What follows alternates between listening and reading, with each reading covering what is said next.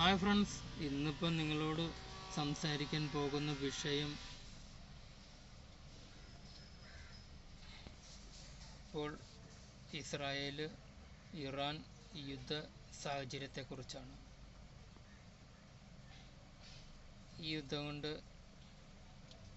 ഉണ്ടാകാൻ പോകുന്ന നഷ്ടങ്ങൾ എന്തൊക്കെയാണെന്ന് വെച്ചാൽ, കുട്ടികൾ, സ്ത്രീകൾ, മുതിർന്ന പൗരന്മാർ, അതുപോലെ തന്നെ അംഗവൈകല്യമുള്ള ആൾക്കാർ, ഇങ്ങനെയുള്ള ആൾക്കാരൊക്കെ അപകടം പറ്റാൻ സാധ്യത കൂടുതലാണ്. പിന്നെ അതുപോലെ തന്നെ സാമ്പത്തികമായിട്ടും ആയുധമായിട്ടും ഒത്തിരി നഷ്ടങ്ങൾ സംഭവിക്കും. മൂന്നാമതായിട്ട് സംഭവിക്കുന്നത് തൊഴിൽ നഷ്ടപ്പെട്ടു പോകുന്ന ആൾക്കാർ, ഇരു രാജ്യത്തും തൊഴിൽ നഷ്ടപ്പെട്ടു പോകുന്ന ഇത്.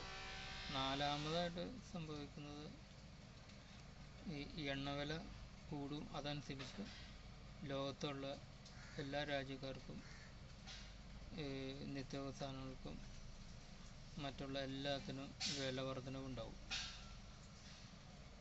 അത് ഒരു പക്ഷം. പിന്നെ ഇന്ത്യയെ അങ്ങനെ ബാധിക്കുന്നത്, ഇന്ത്യയിൽ ഉള്ള രണ്ട് രാജ്യത്തും തൊഴിലുള്ളവർക്ക് തൊഴിൽ നഷ്ടപ്പെടും, എണ്ണവില വർദ്ധിക്കുന്നത് നിത്യോപസാധനങ്ങൾക്ക് വില വർദ്ധിപ്പിക്കും.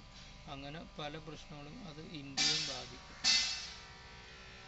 യുദ്ധം കൊണ്ട് നമുക്ക് ഒന്നും നേടാൻ കഴിയില്ല. സമാധാനത്തിലൂടെയാണ് നമുക്ക് ജീവിതം മുന്നോട്ട് കൊണ്ടുപോകാൻ കഴിയുള്ളൂ. അത് ലോക നേതാക്കന്മാർ മനസ്സിലാക്കുക. യുദ്ധം കൊണ്ട് ഇന്ന് വരെ ഒന്നും നേടാൻ കഴിഞ്ഞിട്ടില്ല.